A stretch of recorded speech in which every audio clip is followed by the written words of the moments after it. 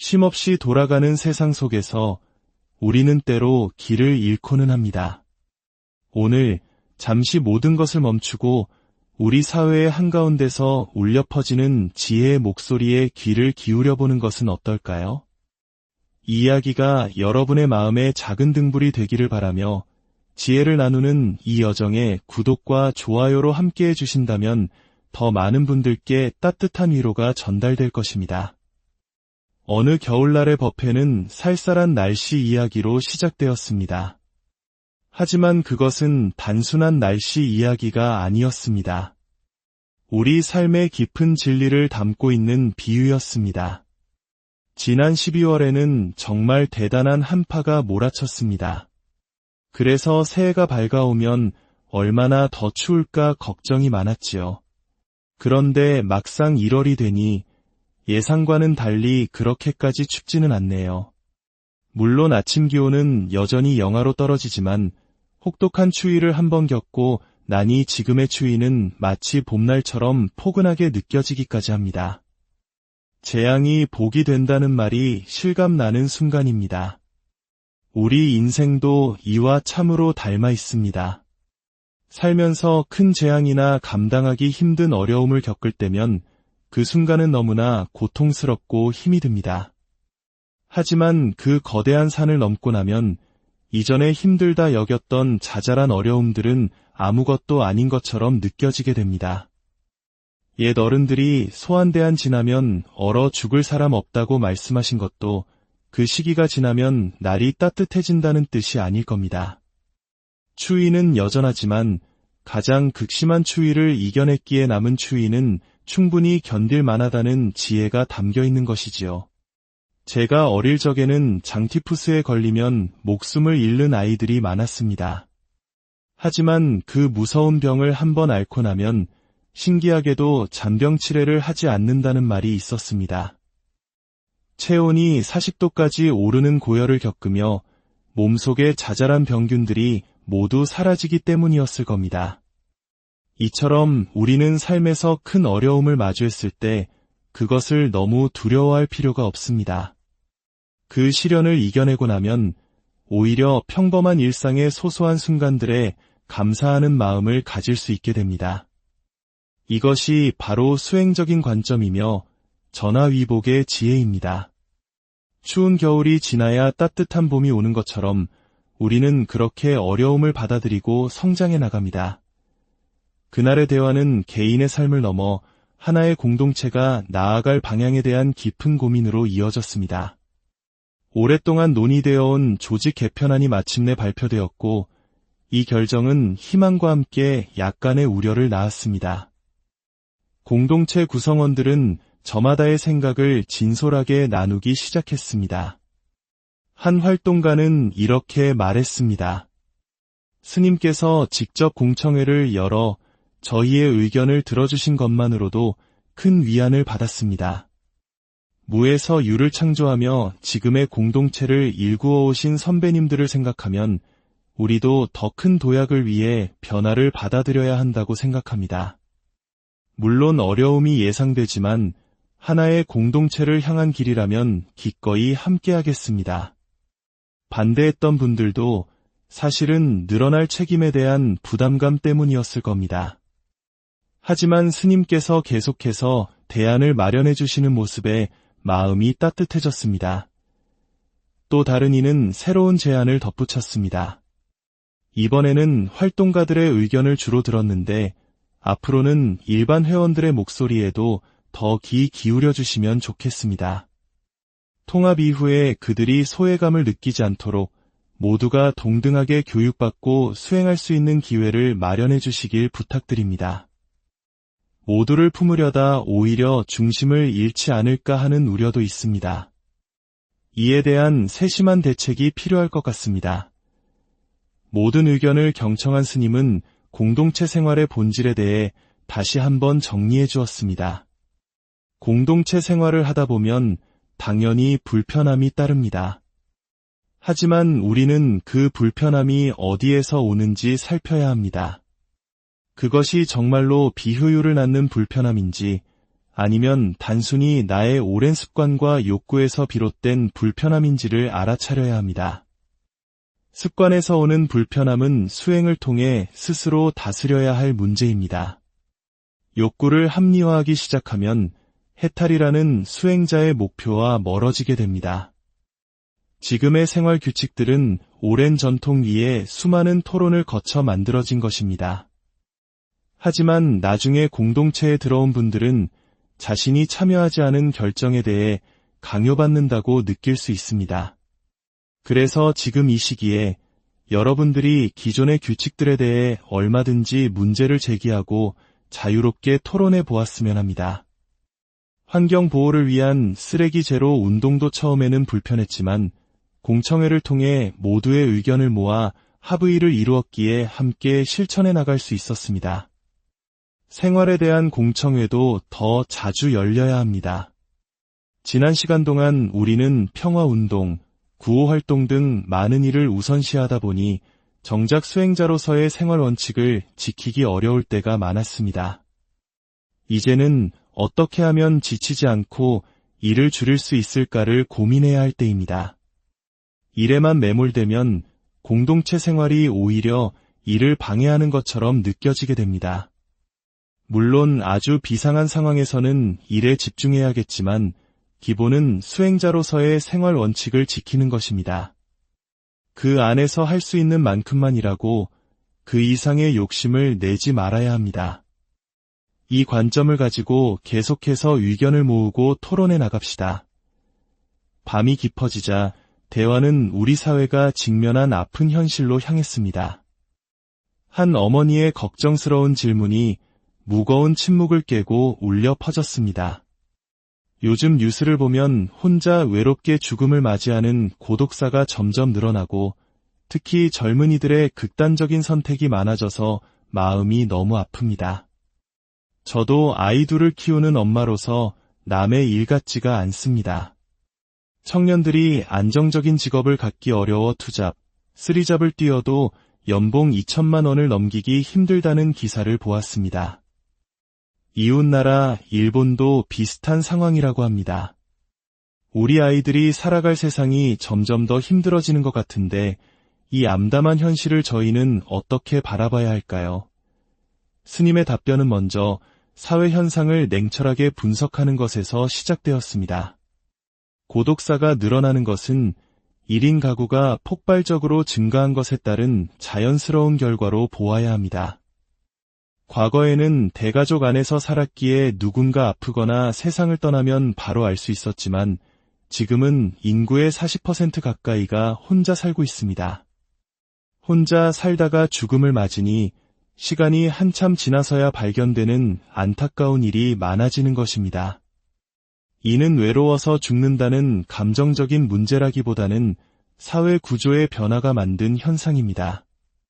또한 청년들의 자살률 증가는 정신적인 고통이 그만큼 커졌다는 신호입니다.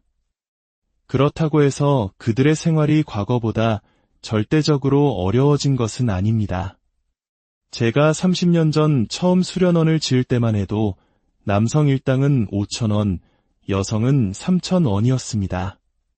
그 돈도 비싸다고 느껴 인부를 고용하지 못하고 저희들끼리 직접 땅을 파고 등짐을 전하르며 작은 암자를 지었습니다. 지금 물가가 아무리 올랐다 해도 그때와 비교하면 소득 수준은 훨씬 높아졌습니다. 그런데 젊은이들은 더 살기 어렵다고 느낄까요? 이유는 생활 조건의 변화 때문입니다. 과거에는 방 한 칸에 여러 명이 함께 살다가 결혼하면 작은 새방이라도 얻어 둘만의 공간을 갖게 되니 생활 조건이 나아지는 것이었습니다. 하지만 지금의 젊은이들은 부모님 집에서 각자 자기 방을 갖고 어머니가 차려주는 밥을 먹으며 넓은 거실을 공유하며 삽니다. 그러다 결혼을 하면 오히려 예전보다 더 좁은 공간에서 밥하고 빨래하고 청소하며 살아야 합니다. 생활 조건이 나빠지는 것이지요. 결혼을 안 하는 이유는 이성에게 관심이 없어서가 아니라 결혼이 곧 고생의 시작처럼 여겨지기 때문입니다. 사회적으로는 자동화와 양극화로 인해 극소수의 고액 연봉 일자리를 제외한 대부분의 일자리가 저임금으로 전락했습니다. 그러니 청년들은 10명 중 한두 명만 갈 수 있는 대기업에만 목을 매고 대다수 중소기업은 일할 사람을 구하지 못해 아우성입니다. 국가가 나서서 이 임금 격차를 줄여야 하지만 정치는 이권 다툼에만 몰두할 뿐 근본적인 문제 해결에는 관심이 없습니다. 결국 이 모든 것은 자연 현상과 같습니다. 원인이 있기에 결과가 따르는 것입니다. 겨울에 기온이 떨어지면 춥고 여름에 기온이 오르면 더운 것과 같은 이치입니다. 세상 일에 너무 속상해할 필요가 없습니다. 역사를 돌이켜보면 항상 성장만 할 수는 없었습니다. 성장하면 안주하게 되고 안주하면 분열하며 분열하면 다시 후퇴하는 것이 세상의 이치입니다. 이를 불교에서는 성주괴공, 세상에서는 흥망성쇠라고 부릅니다. 이런 세상 속에서 우리가 할 수 있는 일은 무엇일까요? 그럼에도 불구하고 기후위기를 극복하고 평화를 지키고 빈부격차를 줄이고 인권을 존중하는 세상을 만들고 싶다면 주어진 조건 안에서 우리가 할 수 있는 최선을 다하는 수밖에 없습니다. 이야기가 모두 끝나자 밤은 더욱 깊어졌습니다. 성주괴공, 흥망성쇠, 세상의 이치는 거대한 파도와 같아서 우리는 그 흐름을 거스를 수 없습니다. 하지만 그 파도 위에서 어떤 배를 타고 어떻게 노를 저어갈지는 우리에게 달려 있습니다. 오늘의 이야기가 여러분의 삶에 작은 위안과 지혜가 되었기를 바랍니다. 이 영상의 가르침이 더 널리 퍼져 지치고 힘든 이웃들에게 힘이 될 수 있도록 공유를 통해 마음을 나누어 주십시오. 여러분의 모든 날에 평화와 행복이 가득하기를 쉼없이 돌아가는 세상 속에서 우리는 때로 길을 잃고는 합니다. 오늘 잠시 모든 것을 멈추고 우리 사회의 한가운데서 울려 퍼지는 지혜의 목소리에 귀를 기울여보는 것은 어떨까요? 이 이야기가 여러분의 마음에 작은 등불이 되기를 바라며 지혜를 나누는 이 여정에 구독과 좋아요로 함께해 주신다면 더 많은 분들께 따뜻한 위로가 전달될 것입니다. 어느 겨울날의 버페는 쌀쌀한 날씨 이야기로 시작되었습니다. 하지만 그것은 단순한 날씨 이야기가 아니었습니다. 우리 삶의 깊은 진리를 담고 있는 비유였습니다. 지난 12월에는 정말 대단한 한파가 몰아쳤습니다. 그래서 새해가 밝아오면 얼마나 더 추울까 걱정이 많았지요. 그런데 막상 1월이 되니 예상과는 달리 그렇게까지 춥지는 않네요.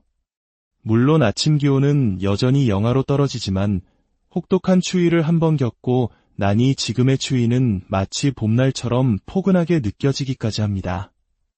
재앙이 복이 된다는 말이 실감나는 순간입니다. 우리 인생도 이와 참으로 닮아 있습니다. 살면서 큰 재앙이나 감당하기 힘든 어려움을 겪을 때면 그 순간은 너무나 고통스럽고 힘이 듭니다. 하지만 그 거대한 산을 넘고 나면 이전에 힘들다 여겼던 자잘한 어려움들은 아무것도 아닌 것처럼 느껴지게 됩니다. 옛 어른들이 소환대한 지나면 얼어 죽을 사람 없다고 말씀하신 것도 그 시기가 지나면 날이 따뜻해진다는 뜻이 아닐 겁니다. 추위는 여전하지만 가장 극심한 추위를 이겨냈기에 남은 추위는 충분히 견딜 만하다는 지혜가 담겨 있는 것이지요. 제가 어릴 적에는 장티푸스에 걸리면 목숨을 잃는 아이들이 많았습니다. 하지만 그 무서운 병을 한번 앓고 나면 신기하게도 잔병 치레를 하지 않는다는 말이 있었습니다. 체온이 40도까지 오르는 고열을 겪으며 몸속의 자잘한 병균들이 모두 사라지기 때문이었을 겁니다. 이처럼 우리는 삶에서 큰 어려움을 마주했을 때 그것을 너무 두려워할 필요가 없습니다. 그 시련을 이겨내고 나면 오히려 평범한 일상의 소소한 순간들에 감사하는 마음을 가질 수 있게 됩니다. 이것이 바로 수행적인 관점이며 전화위복의 지혜입니다. 추운 겨울이 지나야 따뜻한 봄이 오는 것처럼 우리는 그렇게 어려움을 받아들이고 성장해 나갑니다. 그날의 대화는 개인의 삶을 넘어 하나의 공동체가 나아갈 방향에 대한 깊은 고민으로 이어졌습니다. 오랫동안 논의되어 온 조직 개편안이 마침내 발표되었고, 이 결정은 희망과 함께 약간의 우려를 낳았습니다. 공동체 구성원들은 저마다의 생각을 진솔하게 나누기 시작했습니다. 한 활동가는 이렇게 말했습니다. 스님께서 직접 공청회를 열어 저희의 의견을 들어주신 것만으로도 큰 위안을 받았습니다. 무에서 유를 창조하며 지금의 공동체를 일구어 오신 선배님들을 생각하면 우리도 더 큰 도약을 위해 변화를 받아들여야 한다고 생각합니다. 물론 어려움이 예상되지만 하나의 공동체를 향한 길이라면 기꺼이 함께하겠습니다. 반대했던 분들도 사실은 늘어날 책임에 대한 부담감 때문이었을 겁니다. 하지만 스님께서 계속해서 대안을 마련해 주시는 모습에 마음이 따뜻해졌습니다. 또 다른 이는 새로운 제안을 덧붙였습니다. 이번에는 활동가들의 의견을 주로 들었는데 앞으로는 일반 회원들의 목소리에도 더 귀 기울여 주시면 좋겠습니다. 통합 이후에 그들이 소외감을 느끼지 않도록 모두가 동등하게 교육받고 수행할 수 있는 기회를 마련해 주시길 부탁드립니다. 모두를 품으려다 오히려 중심을 잃지 않을까 하는 우려도 있습니다. 이에 대한 세심한 대책이 필요할 것 같습니다. 모든 의견을 경청한 스님은 공동체 생활의 본질에 대해 다시 한번 정리해 주었습니다. 공동체 생활을 하다 보면 당연히 불편함이 따릅니다. 하지만 우리는 그 불편함이 어디에서 오는지 살펴야 합니다. 그것이 정말로 비효율을 낳는 불편함인지 아니면 단순히 나의 오랜 습관과 욕구에서 비롯된 불편함인지를 알아차려야 합니다. 습관에서 오는 불편함은 수행을 통해 스스로 다스려야 할 문제입니다. 욕구를 합리화하기 시작하면 해탈이라는 수행자의 목표와 멀어지게 됩니다. 지금의 생활 규칙들은 오랜 전통 위에 수많은 토론을 거쳐 만들어진 것입니다. 하지만 나중에 공동체에 들어온 분들은 자신이 참여하지 않은 결정에 대해 강요받는다고 느낄 수 있습니다. 그래서 지금 이 시기에 여러분들이 기존의 규칙들에 대해 얼마든지 문제를 제기하고 자유롭게 토론해 보았으면 합니다. 환경 보호를 위한 쓰레기 제로 운동도 처음에는 불편했지만 공청회를 통해 모두의 의견을 모아 합의를 이루었기에 함께 실천해 나갈 수 있었습니다. 생활에 대한 공청회도 더 자주 열려야 합니다. 지난 시간 동안 우리는 평화운동, 구호활동 등 많은 일을 우선시하다 보니 정작 수행자로서의 생활 원칙을 지키기 어려울 때가 많았습니다.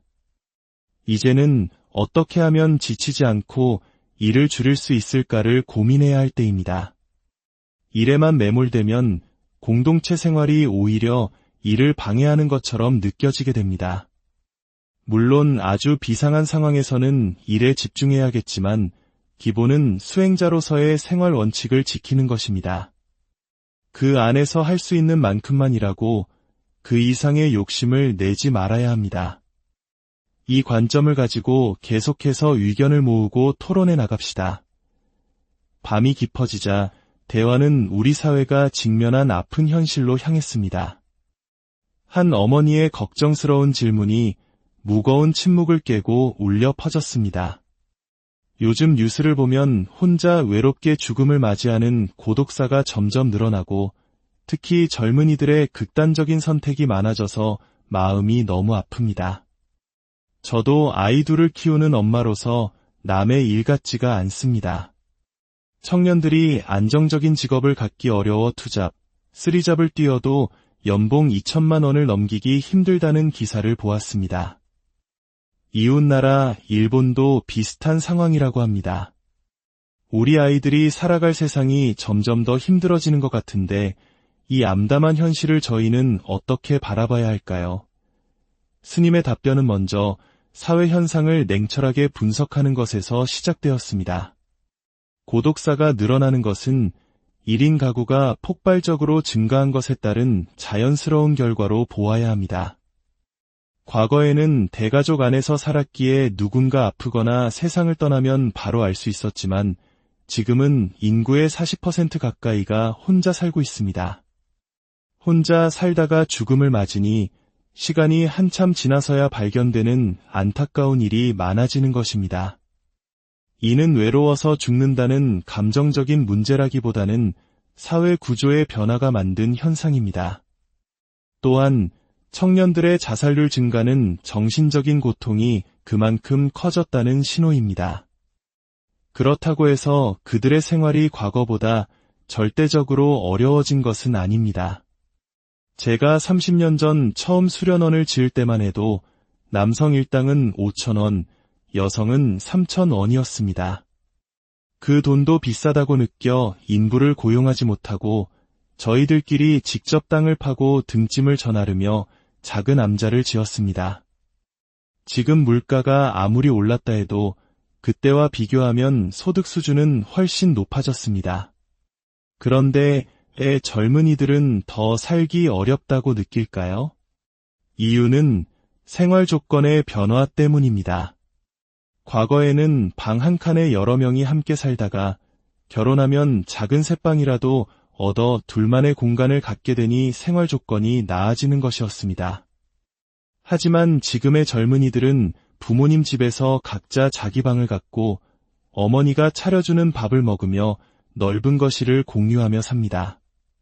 그러다 결혼을 하면 오히려 예전보다 더 좁은 공간에서 밥하고 빨래하고 청소하며 살아야 합니다. 생활 조건이 나빠지는 것이지요. 결혼을 안 하는 이유는 이성에게 관심이 없어서가 아니라 결혼이 곧 고생의 시작처럼 여겨지기 때문입니다. 사회적으로는 자동화와 양극화로 인해 극소수의 고액 연봉 일자리를 제외한 대부분의 일자리가 저임금으로 전락했습니다. 그러니 청년들은 10명 중 한두 명만 갈 수 있는 대기업에만 목을 매고 대다수 중소기업은 일할 사람을 구하지 못해 아우성입니다. 국가가 나서서 이 임금 격차를 줄여야 하지만 정치는 이권 다툼에만 몰두할 뿐 근본적인 문제 해결에는 관심이 없습니다. 결국 이 모든 것은 자연 현상과 같습니다. 원인이 있기에 결과가 따르는 것입니다. 겨울에 기온이 떨어지면 춥고 여름에 기온이 오르면 더운 것과 같은 이치입니다. 세상 일에 너무 속상해할 필요가 없습니다. 역사를 돌이켜보면 항상 성장만 할 수는 없었습니다. 성장하면 안주하게 되고 안주하면 분열하며 분열하면 다시 후퇴하는 것이 세상의 이치입니다. 이를 불교에서는 성주괴공, 세상에서는 흥망성쇠라고 부릅니다. 이런 세상 속에서 우리가 할 수 있는 일은 무엇일까요? 그럼에도 불구하고 기후위기를 극복하고 평화를 지키고 빈부격차를 줄이고 인권을 존중하는 세상을 만들고 싶다면 주어진 조건 안에서 우리가 할 수 있는 최선을 다하는 수밖에 없습니다. 이야기가 모두 끝나자 밤은 더욱 깊어졌습니다. 성주괴공, 흥망성쇠, 세상의 이치는 거대한 파도와 같아서 우리는 그 흐름을 거스를 수 없습니다. 하지만 그 파도 위에서 어떤 배를 타고 어떻게 노를 저어갈지는 우리에게 달려 있습니다. 오늘의 이야기가 여러분의 삶에 작은 위안과 지혜가 되었기를 바랍니다. 이 영상의 가르침이 더 널리 퍼져 지치고 힘든 이웃들에게 힘이 될 수 있도록 공유를 통해 마음을 나누어 주십시오.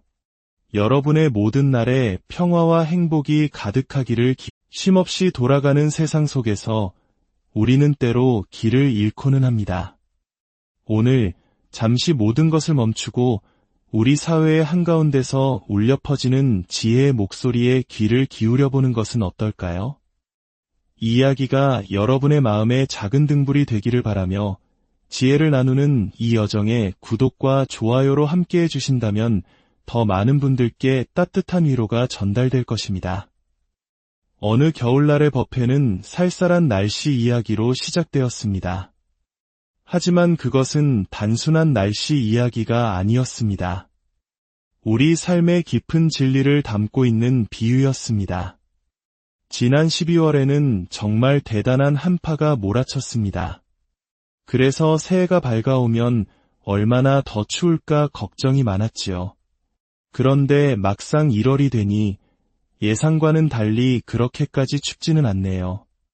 물론 아침 기온은 여전히 영하로 떨어지지만 혹독한 추위를 한번 겪고 나니 지금의 추위는 마치 봄날처럼 포근하게 느껴지기까지 합니다. 재앙이 복이 된다는 말이 실감나는 순간입니다. 우리 인생도 이와 참으로 닮아 있습니다. 살면서 큰 재앙이나 감당하기 힘든 어려움을 겪을 때면 그 순간은 너무나 고통스럽고 힘이 듭니다. 하지만 그 거대한 산을 넘고 나면 이전에 힘들다 여겼던 자잘한 어려움들은 아무것도 아닌 것처럼 느껴지게 됩니다. 옛 어른들이 소환대안 지나면 얼어 죽을 사람 없다고 말씀하신 것도 그 시기가 지나면 날이 따뜻해진다는 뜻이 아닐 겁니다. 추위는 여전하지만 가장 극심한 추위를 이겨냈기에 남은 추위는 충분히 견딜 만하다는 지혜가 담겨 있는 것이지요. 제가 어릴 적에는 장티푸스에 걸리면 목숨을 잃는 아이들이 많았습니다. 하지만 그 무서운 병을 한번 앓고 나면 신기하게도 잔병 치레를 하지 않는다는 말이 있었습니다. 체온이 40도까지 오르는 고열을 겪으며 몸속의 자잘한 병균들이 모두 사라지기 때문이었을 겁니다. 이처럼 우리는 삶에서 큰 어려움을 마주했을 때 그것을 너무 두려워할 필요가 없습니다. 그 시련을 이겨내고 나면 오히려 평범한 일상의 소소한 순간들에 감사하는 마음을 가질 수 있게 됩니다. 이것이 바로 수행적인 관점이며 전화위복의 지혜입니다. 추운 겨울이 지나야 따뜻한 봄이 오는 것처럼 우리는 그렇게 어려움을 받아들이고 성장해 나갑니다. 그날의 대화는 개인의 삶을 넘어 하나의 공동체가 나아갈 방향에 대한 깊은 고민으로 이어졌습니다. 오랫동안 논의되어 온 조직 개편안이 마침내 발표되었고 이 결정은 희망과 함께 약간의 우려를 낳았습니다. 공동체 구성원들은 저마다의 생각을 진솔하게 나누기 시작했습니다. 한 활동가는 이렇게 말했습니다. 스님께서 직접 공청회를 열어 저희의 의견을 들어주신 것만으로도 큰 위안을 받았습니다. 무에서 유를 창조하며 지금의 공동체를 일구어 오신 선배님들을 생각하면 우리도 더 큰 도약을 위해 변화를 받아들여야 한다고 생각합니다. 물론 어려움이 예상되지만 하나의 공동체를 향한 길이라면 기꺼이 함께하겠습니다. 반대했던 분들도 사실은 늘어날 책임에 대한 부담감 때문이었을 겁니다. 하지만 스님께서 계속해서 대안을 마련해 주시는 모습에 마음이 따뜻해졌습니다. 또 다른 이는 새로운 제안을 덧붙였습니다. 이번에는 활동가들의 의견을 주로 들었는데 앞으로는 일반 회원들의 목소리에도 더 귀 기울여 주시면 좋겠습니다. 통합 이후에 그들이 소외감을 느끼지 않도록 모두가 동등하게 교육받고 수행할 수 있는 기회를 마련해 주시길 부탁드립니다. 모두를 품으려다 오히려 중심을 잃지 않을까 하는 우려도 있습니다. 이에 대한 세심한 대책이 필요할 것 같습니다. 모든 의견을 경청한 스님은 공동체 생활의 본질에 대해 다시 한번 정리해 주었습니다. 공동체 생활을 하다 보면 당연히 불편함이 따릅니다. 하지만 우리는 그 불편함이 어디에서 오는지 살펴야 합니다. 그것이 정말로 비효율을 낳는 불편함인지 아니면 단순히 나의 오랜 습관과 욕구에서 비롯된 불편함인지를 알아차려야 합니다. 습관에서 오는 불편함은 수행을 통해 스스로 다스려야 할 문제입니다. 욕구를 합리화하기 시작하면 해탈이라는 수행자의 목표와 멀어지게 됩니다. 지금의 생활 규칙들은 오랜 전통 위에 수많은 토론을 거쳐 만들어진 것입니다. 하지만 나중에 공동체에 들어온 분들은 자신이 참여하지 않은 결정에 대해 강요받는다고 느낄 수 있습니다. 그래서 지금 이 시기에 여러분들이 기존의 규칙들에 대해 얼마든지 문제를 제기하고 자유롭게 토론해 보았으면 합니다. 환경 보호를 위한 쓰레기 제로 운동도 처음에는 불편했지만 공청회를 통해 모두의 의견을 모아 합의를 이루었기에 함께 실천해 나갈 수 있었습니다. 생활에 대한 공청회도 더 자주 열려야 합니다. 지난 시간 동안 우리는 평화운동, 구호활동 등 많은 일을 우선시하다 보니 정작 수행자로서의 생활 원칙을 지키기 어려울 때가 많았습니다. 이제는 어떻게 하면 지치지 않고 일을 줄일 수 있을까를 고민해야 할 때입니다. 일에만 매몰되면 공동체 생활이 오히려 일을 방해하는 것처럼 느껴지게 됩니다. 물론 아주 비상한 상황에서는 일에 집중해야겠지만 기본은 수행자로서의 생활 원칙을 지키는 것입니다. 그 안에서 할 수 있는 만큼만 일하고 그 이상의 욕심을 내지 말아야 합니다. 이 관점을 가지고 계속해서 의견을 모으고 토론해 나갑시다. 밤이 깊어지자 대화는 우리 사회가 직면한 아픈 현실로 향했습니다. 한 어머니의 걱정스러운 질문이 무거운 침묵을 깨고 울려 퍼졌습니다. 요즘 뉴스를 보면 혼자 외롭게 죽음을 맞이하는 고독사가 점점 늘어나고 특히 젊은이들의 극단적인 선택이 많아져서 마음이 너무 아픕니다. 저도 아이 둘을 키우는 엄마로서 남의 일 같지가 않습니다. 청년들이 안정적인 직업을 갖기 어려워 투잡, 쓰리잡을 뛰어도 연봉 2천만 원을 넘기기 힘들다는 기사를 보았습니다. 이웃나라 일본도 비슷한 상황이라고 합니다. 우리 아이들이 살아갈 세상이 점점 더 힘들어지는 것 같은데 이 암담한 현실을 저희는 어떻게 바라봐야 할까요? 스님의 답변은 먼저 사회 현상을 냉철하게 분석하는 것에서 시작되었습니다. 고독사가 늘어나는 것은 1인 가구가 폭발적으로 증가한 것에 따른 자연스러운 결과로 보아야 합니다. 과거에는 대가족 안에서 살았기에 누군가 아프거나 세상을 떠나면 바로 알 수 있었지만 지금은 인구의 40% 가까이가 혼자 살고 있습니다. 혼자 살다가 죽음을 맞으니 시간이 한참 지나서야 발견되는 안타까운 일이 많아지는 것입니다. 이는 외로워서 죽는다는 감정적인 문제라기보다는 사회 구조의 변화가 만든 현상입니다. 또한 청년들의 자살률 증가는 정신적인 고통이 그만큼 커졌다는 신호입니다. 그렇다고 해서 그들의 생활이 과거보다 절대적으로 어려워진 것은 아닙니다. 제가 30년 전 처음 수련원을 지을 때만 해도 남성 일당은 5,000원, 여성은 3,000원이었습니다. 그 돈도 비싸다고 느껴 인부를 고용하지 못하고 저희들끼리 직접 땅을 파고 등짐을 전하르며 작은 암자를 지었습니다. 지금 물가가 아무리 올랐다 해도 그때와 비교하면 소득 수준은 훨씬 높아졌습니다. 그런데 젊은이들은 더 살기 어렵다고 느낄까요? 이유는 생활 조건의 변화 때문입니다. 과거에는 방 한 칸에 여러 명이 함께 살다가 결혼하면 작은 새방이라도 얻어 둘만의 공간을 갖게 되니 생활 조건이 나아지는 것이었습니다. 하지만 지금의 젊은이들은 부모님 집에서 각자 자기 방을 갖고 어머니가 차려주는 밥을 먹으며 넓은 거실을 공유하며 삽니다. 그러다 결혼을 하면 오히려 예전보다 더 좁은 공간에서 밥하고 빨래하고 청소하며 살아야 합니다. 생활 조건이 나빠지는 것이지요. 결혼을 안 하는 이유는 이성에게 관심이 없어서가 아니라 결혼이 곧 고생의 시작처럼 여겨지기 때문입니다. 사회적으로는 자동화와 양극화로 인해 극소수의 고액 연봉 일자리를 제외한 대부분의 일자리가 저임금으로 전락했습니다. 그러니 청년들은 10명 중 한두 명만 갈 수 있는 대기업에만 목을 매고 대다수 중소기업은 일할 사람을 구하지 못해 아우성입니다. 국가가 나서서 이 임금 격차를 줄여야 하지만 정치는 이권 다툼에만 몰두할 뿐 근본적인 문제 해결에는 관심이 없습니다. 결국 이 모든 것은 자연 현상과 같습니다. 원인이 있기에 결과가 따르는 것입니다.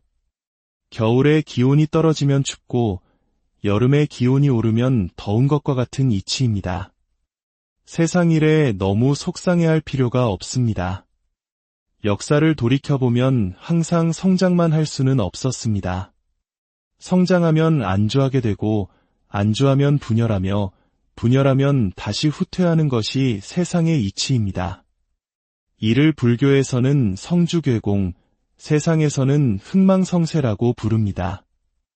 이런 세상 속에서 우리가 할 수 있는 일은 무엇일까요? 그럼에도 불구하고 기후 위기를 극복하고 평화를 지키고 빈부격차를 줄이고 인권을 존중하는 세상을 만들고 싶다면 주어진 조건 안에서 우리가 할 수 있는 최선을 다하는 수밖에 없습니다.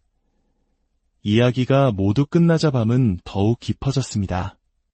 성주괴공, 흥망성쇠, 세상의 이치는 거대한 파도와 같아서 우리는 그 흐름을 거스를 수 없습니다. 하지만 그 파도 위에서 어떤 배를 타고 어떻게 노를 저어갈지는 우리에게 달려 있습니다. 오늘의 이야기가 여러분의 삶에 작은 위안과 지혜가 되었기를 바랍니다. 이 영상의 가르침이 더 널리 퍼져 지치고 힘든 이웃들에게 힘이 될 수 있도록 공유를 통해 마음을 나누어 주십시오. 여러분의 모든 날에 평화와 행복이 가득하기를 쉼없이 돌아가는 세상 속에서 우리는 때로 길을 잃고는 합니다. 오늘 잠시 모든 것을 멈추고 우리 사회의 한가운데서 울려 퍼지는 지혜의 목소리에 귀를 기울여보는 것은 어떨까요? 이 이야기가 여러분의 마음에 작은 등불이 되기를 바라며 지혜를 나누는 이 여정에 구독과 좋아요로 함께해 주신다면 더 많은 분들께 따뜻한 위로가 전달될 것입니다. 어느 겨울날의 버페는 쌀쌀한 날씨 이야기로 시작되었습니다.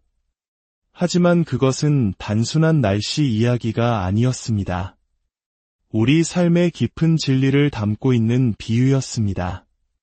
지난 12월에는 정말 대단한 한파가 몰아쳤습니다. 그래서 새해가 밝아오면 얼마나 더 추울까 걱정이 많았지요.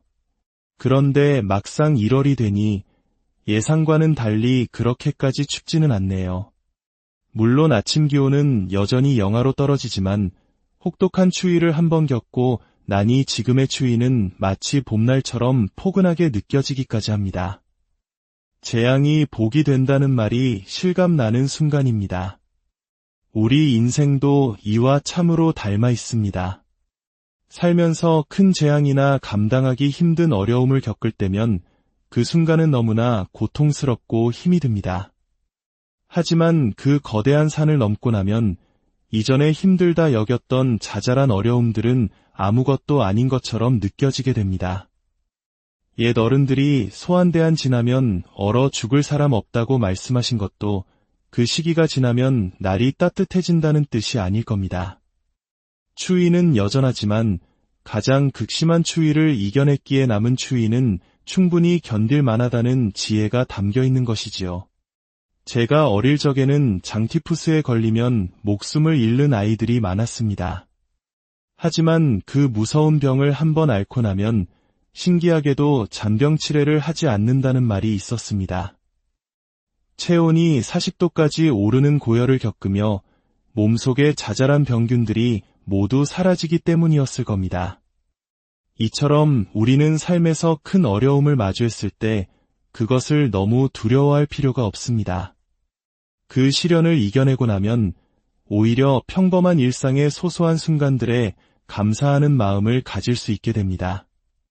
이것이 바로 수행적인 관점이며 전화위복의 지혜입니다. 추운 겨울이 지나야 따뜻한 봄이 오는 것처럼 우리는 그렇게 어려움을 받아들이고 성장해 나갑니다. 그날의 대화는 개인의 삶을 넘어 하나의 공동체가 나아갈 방향에 대한 깊은 고민으로 이어졌습니다. 오랫동안 논의되어 온 조직 개편안이 마침내 발표되었고 이 결정은 희망과 함께 약간의 우려를 낳았습니다. 공동체 구성원들은 저마다의 생각을 진솔하게 나누기 시작했습니다. 한 활동가는 이렇게 말했습니다. 스님께서 직접 공청회를 열어 저희의 의견을 들어주신 것만으로도 큰 위안을 받았습니다. 무에서 유를 창조하며 지금의 공동체를 일구어 오신 선배님들을 생각하면 우리도 더 큰 도약을 위해 변화를 받아들여야 한다고 생각합니다. 물론 어려움이 예상되지만 하나의 공동체를 향한 길이라면 기꺼이 함께하겠습니다. 반대했던 분들도 사실은 늘어날 책임에 대한 부담감 때문이었을 겁니다. 하지만 스님께서 계속해서 대안을 마련해 주시는 모습에 마음이 따뜻해졌습니다. 또 다른 이는 새로운 제안을 덧붙였습니다. 이번에는 활동가들의 의견을 주로 들었는데 앞으로는 일반 회원들의 목소리에도 더 귀 기울여 주시면 좋겠습니다. 통합 이후에 그들이 소외감을 느끼지 않도록 모두가 동등하게 교육받고 수행할 수 있는 기회를 마련해 주시길 부탁드립니다. 모두를 품으려다 오히려 중심을 잃지 않을까 하는 우려도 있습니다. 이에 대한 세심한 대책이 필요할 것 같습니다. 모든 의견을 경청한 스님은 공동체 생활의 본질에 대해 다시 한번 정리해 주었습니다. 공동체 생활을 하다 보면 당연히 불편함이 따릅니다. 하지만 우리는 그 불편함이 어디에서 오는지 살펴야 합니다. 그것이 정말로 비효율을 낳는 불편함인지 아니면 단순히 나의 오랜 습관과 욕구에서 비롯된 불편함인지를 알아차려야 합니다. 습관에서 오는 불편함은 수행을 통해 스스로 다스려야 할 문제입니다. 욕구를 합리화하기 시작하면 해탈이라는 수행자의 목표와 멀어지게 됩니다. 지금의 생활 규칙들은 오랜 전통 위에 수많은 토론을 거쳐 만들어진 것입니다. 하지만 나중에 공동체에 들어온 분들은 자신이 참여하지 않은 결정에 대해 강요받는다고 느낄 수 있습니다. 그래서 지금 이 시기에 여러분들이 기존의 규칙들에 대해 얼마든지 문제를 제기하고 자유롭게 토론해 보았으면 합니다. 환경 보호를 위한 쓰레기 제로 운동도 처음에는 불편했지만 공청회를 통해 모두의 의견을 모아 합의를 이루었기에 함께 실천해 나갈 수 있었습니다. 생활에 대한 공청회도 더 자주 열려야 합니다. 지난 시간 동안 우리는 평화운동, 구호활동 등 많은 일을 우선시하다 보니 정작 수행자로서의 생활 원칙을 지키기 어려울 때가 많았습니다. 이제는 어떻게 하면 지치지 않고 일을 줄일 수 있을까를 고민해야 할 때입니다.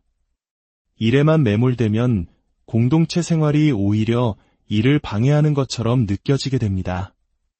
물론 아주 비상한 상황에서는 일에 집중해야겠지만 기본은 수행자로서의 생활 원칙을 지키는 것입니다.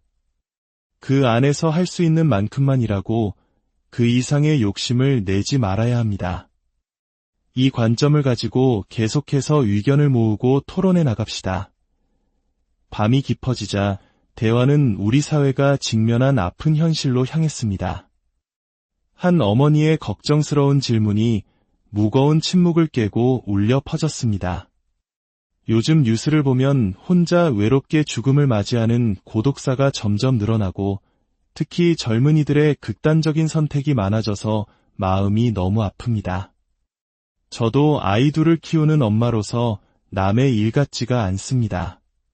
청년들이 안정적인 직업을 갖기 어려워 투잡, 쓰리잡을 뛰어도 연봉 2천만 원을 넘기기 힘들다는 기사를 보았습니다.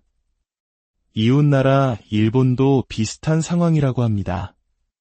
우리 아이들이 살아갈 세상이 점점 더 힘들어지는 것 같은데 이 암담한 현실을 저희는 어떻게 바라봐야 할까요? 스님의 답변은 먼저 사회 현상을 냉철하게 분석하는 것에서 시작되었습니다. 고독사가 늘어나는 것은 1인 가구가 폭발적으로 증가한 것에 따른 자연스러운 결과로 보아야 합니다. 과거에는 대가족 안에서 살았기에 누군가 아프거나 세상을 떠나면 바로 알 수 있었지만 지금은 인구의 40% 가까이가 혼자 살고 있습니다. 혼자 살다가 죽음을 맞으니 시간이 한참 지나서야 발견되는 안타까운 일이 많아지는 것입니다. 이는 외로워서 죽는다는 감정적인 문제라기보다는 사회 구조의 변화가 만든 현상입니다. 또한 청년들의 자살률 증가는 정신적인 고통이 그만큼 커졌다는 신호입니다. 그렇다고 해서 그들의 생활이 과거보다 절대적으로 어려워진 것은 아닙니다. 제가 30년 전 처음 수련원을 지을 때만 해도 남성 일당은 5,000원, 여성은 3,000원이었습니다.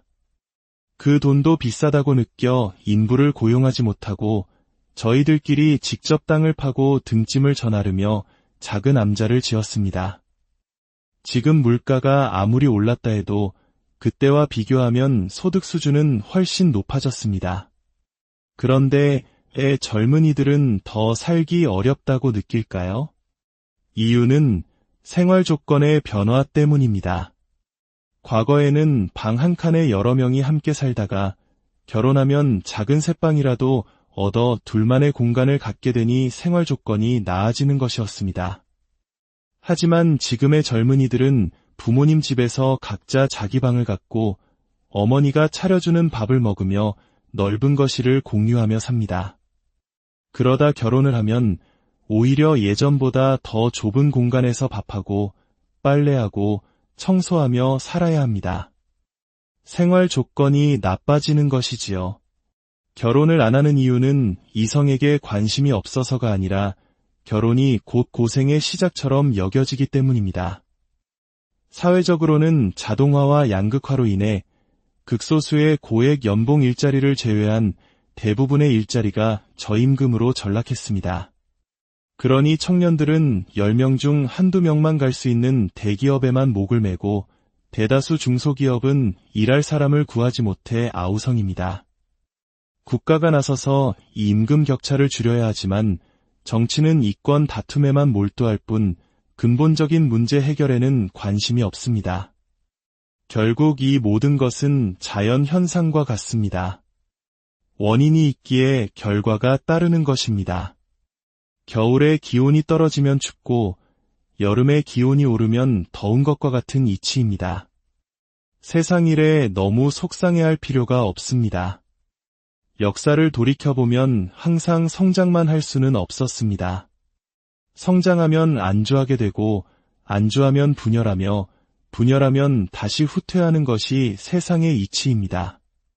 이를 불교에서는 성주괴공, 세상에서는 흥망성쇠라고 부릅니다. 이런 세상 속에서 우리가 할 수 있는 일은 무엇일까요? 그럼에도 불구하고 기후 위기를 극복하고 평화를 지키고 빈부격차를 줄이고 인권을 존중하는 세상을 만들고 싶다면 주어진 조건 안에서 우리가 할 수 있는 최선을 다하는 수밖에 없습니다. 이야기가 모두 끝나자 밤은 더욱 깊어졌습니다. 성주괴공, 흥망성쇠, 세상의 이치는 거대한 파도와 같아서 우리는 그 흐름을 거스를 수 없습니다. 하지만 그 파도 위에서 어떤 배를 타고 어떻게 노를 저어갈지는 우리에게 달려 있습니다. 오늘의 이야기가 여러분의 삶에 작은 위안과 지혜가 되었기를 바랍니다. 이 영상의 가르침이 더 널리 퍼져 지치고 힘든 이웃들에게 힘이 될 수 있도록 공유를 통해 마음을 나누어 주십시오. 여러분의 모든 날에 평화와 행복이 가득하기를 쉼없이 돌아가는 세상 속에서 우리는 때로 길을 잃고는 합니다. 오늘 잠시 모든 것을 멈추고 우리 사회의 한가운데서 울려 퍼지는 지혜의 목소리에 귀를 기울여보는 것은 어떨까요? 이 이야기가 여러분의 마음에 작은 등불이 되기를 바라며 지혜를 나누는 이 여정에 구독과 좋아요로 함께해 주신다면 더 많은 분들께 따뜻한 위로가 전달될 것입니다. 어느 겨울날의 버페는 쌀쌀한 날씨 이야기로 시작되었습니다. 하지만 그것은 단순한 날씨 이야기가 아니었습니다. 우리 삶의 깊은 진리를 담고 있는 비유였습니다. 지난 12월에는 정말 대단한 한파가 몰아쳤습니다. 그래서 새해가 밝아오면 얼마나 더 추울까 걱정이 많았지요. 그런데 막상 1월이 되니 예상과는 달리 그렇게까지 춥지는 않네요. 물론 아침 기온은 여전히 영하로 떨어지지만 혹독한 추위를 한번 겪고 나니 지금의 추위는 마치 봄날처럼 포근하게 느껴지기까지 합니다. 재앙이 복이 된다는 말이 실감나는 순간입니다. 우리 인생도 이와 참으로 닮아 있습니다. 살면서 큰 재앙이나 감당하기 힘든 어려움을 겪을 때면 그 순간은 너무나 고통스럽고 힘이 듭니다.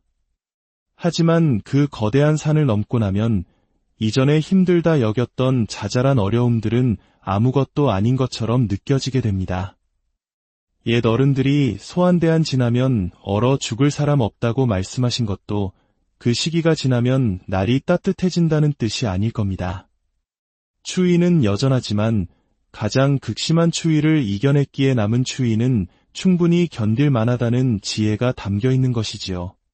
제가 어릴 적에는 장티푸스에 걸리면 목숨을 잃는 아이들이 많았습니다.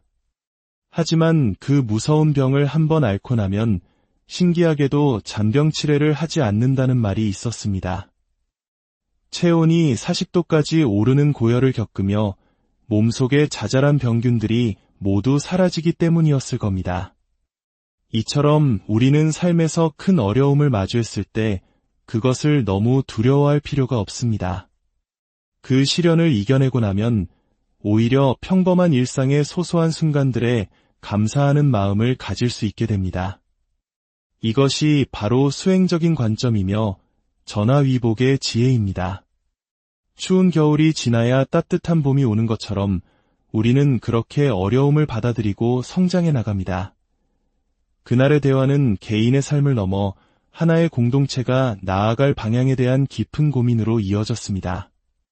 오랫동안 논의되어 온 조직 개편안이 마침내 발표되었고 이 결정은 희망과 함께 약간의 우려를 낳았습니다. 공동체 구성원들은 저마다의 생각을 진솔하게 나누기 시작했습니다. 한 활동가는 이렇게 말했습니다. 스님께서 직접 공청회를 열어 저희의 의견을 들어주신 것만으로도 큰 위안을 받았습니다. 무에서 유를 창조하며 지금의 공동체를 일구어 오신 선배님들을 생각하면 우리도 더 큰 도약을 위해 변화를 받아들여야 한다고 생각합니다. 물론 어려움이 예상되지만 하나의 공동체를 향한 길이라면 기꺼이 함께하겠습니다. 반대했던 분들도 사실은 늘어날 책임에 대한 부담감 때문이었을 겁니다. 하지만 스님께서 계속해서 대안을 마련해 주시는 모습에 마음이 따뜻해졌습니다. 또 다른 이는 새로운 제안을 덧붙였습니다. 이번에는 활동가들의 의견을 주로 들었는데 앞으로는 일반 회원들의 목소리에도 더 귀 기울여 주시면 좋겠습니다. 통합 이후에 그들이 소외감을 느끼지 않도록 모두가 동등하게 교육받고 수행할 수 있는 기회를 마련해 주시길 부탁드립니다. 모두를 품으려다 오히려 중심을 잃지 않을까 하는 우려도 있습니다. 이에 대한 세심한 대책이 필요할 것 같습니다.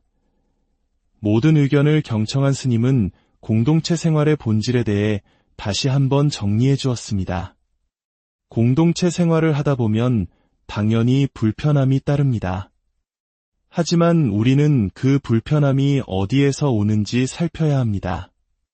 그것이 정말로 비효율을 낳는 불편함인지 아니면 단순히 나의 오랜 습관과 욕구에서 비롯된 불편함인지를 알아차려야 합니다. 습관에서 오는 불편함은 수행을 통해 스스로 다스려야 할 문제입니다. 욕구를 합리화하기 시작하면 해탈이라는 수행자의 목표와 멀어지게 됩니다. 지금의 생활 규칙들은 오랜 전통 위에 수많은 토론을 거쳐 만들어진 것입니다.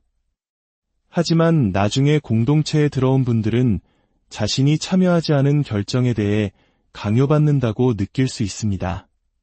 그래서 지금 이 시기에 여러분들이 기존의 규칙들에 대해 얼마든지 문제를 제기하고 자유롭게 토론해 보았으면 합니다. 환경 보호를 위한 쓰레기 제로 운동도 처음에는 불편했지만 공청회를 통해 모두의 의견을 모아 합의를 이루었기에 함께 실천해 나갈 수 있었습니다. 생활에 대한 공청회도 더 자주 열려야 합니다.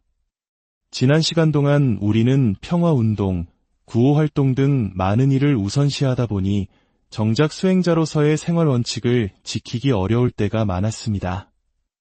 이제는 어떻게 하면 지치지 않고 일을 줄일 수 있을까를 고민해야 할 때입니다. 일에만 매몰되면 공동체 생활이 오히려 일을 방해하는 것처럼 느껴지게 됩니다. 물론 아주 비상한 상황에서는 일에 집중해야겠지만 기본은 수행자로서의 생활 원칙을 지키는 것입니다. 그 안에서 할 수 있는 만큼만 일하고 그 이상의 욕심을 내지 말아야 합니다. 이 관점을 가지고 계속해서 의견을 모으고 토론해 나갑시다. 밤이 깊어지자 대화는 우리 사회가 직면한 아픈 현실로 향했습니다. 한 어머니의 걱정스러운 질문이 무거운 침묵을 깨고 울려 퍼졌습니다. 요즘 뉴스를 보면 혼자 외롭게 죽음을 맞이하는 고독사가 점점 늘어나고 특히 젊은이들의 극단적인 선택이 많아져서 마음이 너무 아픕니다. 저도 아이 둘을 키우는 엄마로서 남의 일 같지가 않습니다. 청년들이 안정적인 직업을 갖기 어려워 투잡, 쓰리잡을 뛰어도 연봉 2천만 원을 넘기기 힘들다는 기사를 보았습니다. 이웃나라 일본도 비슷한 상황이라고 합니다. 우리 아이들이 살아갈 세상이 점점 더 힘들어지는 것 같은데 이 암담한 현실을 저희는 어떻게 바라봐야 할까요? 스님의 답변은 먼저 사회 현상을 냉철하게 분석하는 것에서 시작되었습니다. 고독사가 늘어나는 것은 1인 가구가 폭발적으로 증가한 것에 따른 자연스러운 결과로 보아야 합니다. 과거에는 대가족 안에서 살았기에 누군가 아프거나 세상을 떠나면 바로 알 수 있었지만 지금은 인구의 40% 가까이가 혼자 살고 있습니다. 혼자 살다가 죽음을 맞으니 시간이 한참 지나서야 발견되는 안타까운 일이 많아지는 것입니다. 이는 외로워서 죽는다는 감정적인 문제라기보다는 사회 구조의 변화가 만든 현상입니다. 또한 청년들의 자살률 증가는 정신적인 고통이 그만큼 커졌다는 신호입니다. 그렇다고 해서 그들의 생활이 과거보다 절대적으로 어려워진 것은 아닙니다. 제가 30년 전 처음 수련원을 지을 때만 해도 남성 일당은 5,000원, 여성은 3,000원이었습니다. 그 돈도 비싸다고 느껴 인부를 고용하지 못하고 저희들끼리 직접 땅을 파고 등짐을 전하르며 작은 암자를 지었습니다. 지금 물가가 아무리 올랐다 해도 그때와 비교하면 소득 수준은 훨씬 높아졌습니다. 그런데 젊은이들은 더 살기 어렵다고 느낄까요? 이유는 생활 조건의 변화 때문입니다. 과거에는 방 한 칸에 여러 명이 함께 살다가 결혼하면 작은 새방이라도 얻어 둘만의 공간을 갖게 되니 생활 조건이 나아지는 것이었습니다. 하지만 지금의 젊은이들은 부모님 집에서 각자 자기 방을 갖고 어머니가 차려주는 밥을 먹으며 넓은 거실을 공유하며 삽니다. 그러다 결혼을 하면 오히려 예전보다 더 좁은 공간에서 밥하고 빨래하고 청소하며 살아야 합니다. 생활 조건이 나빠지는 것이지요. 결혼을 안 하는 이유는 이성에게 관심이 없어서가 아니라 결혼이 곧 고생의 시작처럼 여겨지기 때문입니다. 사회적으로는 자동화와 양극화로 인해 극소수의 고액 연봉 일자리를 제외한 대부분의 일자리가 저임금으로 전락했습니다. 그러니 청년들은 10명 중 한두 명만 갈 수 있는 대기업에만 목을 매고 대다수 중소기업은 일할 사람을 구하지 못해 아우성입니다. 국가가 나서서 이 임금 격차를 줄여야 하지만 정치는 이권 다툼에만 몰두할 뿐 근본적인 문제 해결에는 관심이 없습니다. 결국 이 모든 것은 자연 현상과 같습니다. 원인이 있기에 결과가 따르는 것입니다. 겨울에 기온이 떨어지면 춥고 여름에 기온이 오르면 더운 것과 같은 이치입니다. 세상 일에 너무 속상해할 필요가 없습니다. 역사를 돌이켜보면 항상 성장만 할 수는 없었습니다. 성장하면 안주하게 되고 안주하면 분열하며 분열하면 다시 후퇴하는 것이 세상의 이치입니다. 이를 불교에서는 성주괴공, 세상에서는 흥망성쇠라고 부릅니다. 이런 세상 속에서 우리가 할 수 있는 일은 무엇일까요? 그럼에도 불구하고 기후 위기를 극복하고 평화를 지키고 빈부격차를 줄이고 인권을 존중하는 세상을 만들고 싶다면 주어진 조건 안에서 우리가 할 수 있는 최선을 다하는 수밖에 없습니다.